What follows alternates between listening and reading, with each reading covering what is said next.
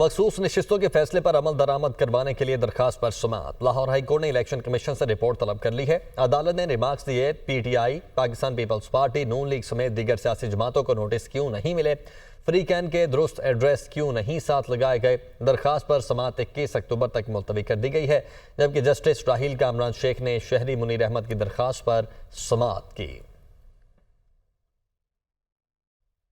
بلاول بھٹو کہتے ہیں عدلیہ ایک ایسا ادارہ ہے جو دوسرے اداروں کی حد میں جا کر کام کر سکتا ہے۔ عدلیہ دوسروں کو کہتی ہے کہ ہمارے ادارے میں مداخلت نہ کرے۔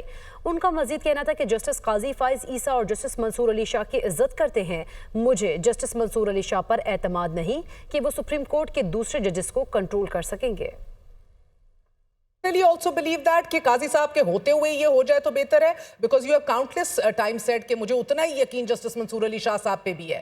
جسٹس فائز عیسیٰ صاحب کے دور میں یہ پہلی دفعہ ہوا کہ جیسے صدر زرداری نے اپنا اختیار پارلیمان کو دیوالو کیا تو چیف جسٹس فائز عیسیٰ کی صورت میں ہم نے یہ پہلی دفعہ دیکھا کہ ایک سٹنگ چیف جسٹس اپنا اختیار چھوڑ کے دوسرے ججز کے ساتھ وہ اختیار شیئر کرتا ہے۔ ریورس کر دیا نا سر، کہ یہ پارلیمنٹ کی وہ میں نے we'll get on to that, I didn't reverse anything, but I don't have the confidence that Mansoor Ali Shah Sahab will be able to control the other judges on his Supreme Court.